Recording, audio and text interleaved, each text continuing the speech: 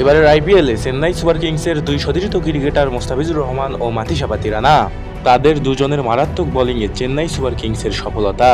একটি ইন্টারভিউয়ে মাথিসা পাতিরানাকে মোস্তাফিজুর রহমান সম্পর্কে জিজ্ঞাসা করা হয়। সেখানে বলা হয়, মোস্তাফিজুর রহমানের সঙ্গে তোমার সম্পর্ক কেমন? উত্তরে মাথিসা পাতিরানা বলেন, মোস্তাফিজুর রহমান খুব ভালো মনের একজন মানুষ। চেন্নাইয়ে খেলার আগে তার সাথে আমার তেমন কোনো ভালো সম্পর্ক ছিল না। এমনকি বাংলাদেশ শ্রীলঙ্কা সিরিজেও মোস্তাফিজুর রহমানের সাথে আমার তেমন কোনো কথা হয়নি। চেন্নাইয়ে এসেই তার সাথে আমার সম্পর্কটা দারুণ হয়েছে। মোস্তাফিজুর রহমান ভালো মানের একজন বোলার এবং তার পাশাপাশি মোস্তাফিজুর রহমান ভালো মনের একজন মানুষ। চেন্নাই সুপার কিংসে একসাথে খেলতে খেলতে আমরা বন্ধু হয়ে গেছি। মোস্তাফিজুর রহমানের বলে ডেভিড ওয়ার্নারের ক্যাচ ধরে উইকেট দিয়ে মোস্তাফিজুর রহমানকে ঋণী করেছিলেন মাথিসা পাতিরানা। এর কয়েক ম্যাচ পরেই মোস্তাফিজুর রহমান মাথিসা পাতিরানার বলে ক্যাচ ধরে সেই ক্যাচের ঋণ শোধ করে দেন।